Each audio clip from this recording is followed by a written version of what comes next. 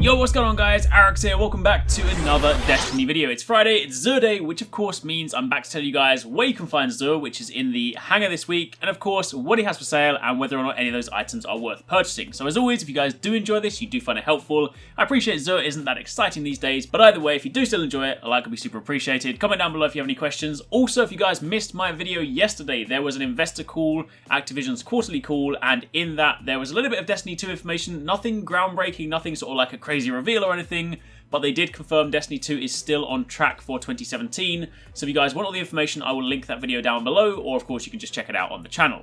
Anyway, with that out of the way, let's get started.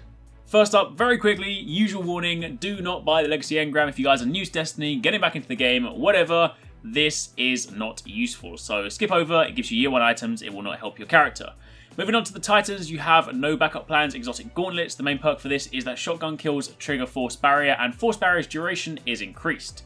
This also increases your melee attack speed and increases your reload speed with shotguns, and this has an intellect strength roll of 54-51 when maxed, and if you compare that to the min-max values, then the lowest you'll ever see this is with 34 in both, and the highest is 58 intellect and 92 strength.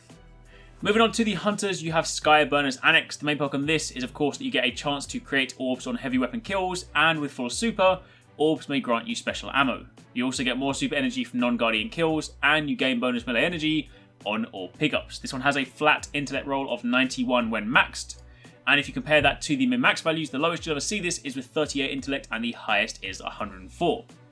After that, moving over to the Warlocks, Apotheosis Veil, you get immediate health, melee and grenade regeneration on activating your super, plus you gain bonus super energy on grenade kills, and you replenish your health when you pick up an Orb of Light. This has an intellect discipline roll of 62-64 when maxed respectively, and again comparing that to the min-max values, then the lowest you'll ever see this is with 38 in both, and the highest is 104 intellect and 65 discipline. After that, moving over to the exotic weapon, Hawkmoon, this is of course an exotic hand cannon, a very nice weapon.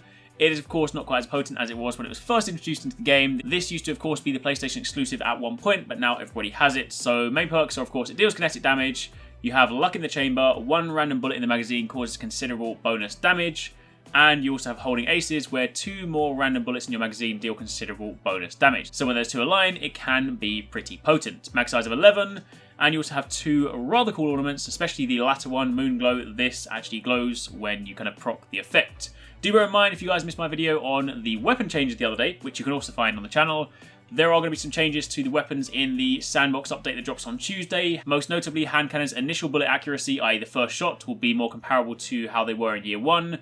Meanwhile, there will be a slight drop off to their effective range, and of course the max damage dealt at that range. If you guys want all the information, check out the video because I list all the numbers in there. After that, moving over to your curios, you have the Emerald Coil, Stealth Drive, 3 times heavy on a synth, 10 times heavy on a synth, 3 of coins, and of course glass needles. And if you want 1 motive light, you can get that for 2 strange coins, or you can get an exotic shard for 7 strange coins.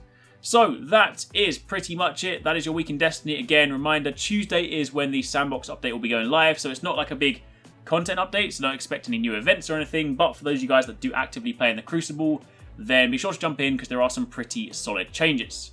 Anyway, thank you very much for watching, take it easy, catch you next time, peace out.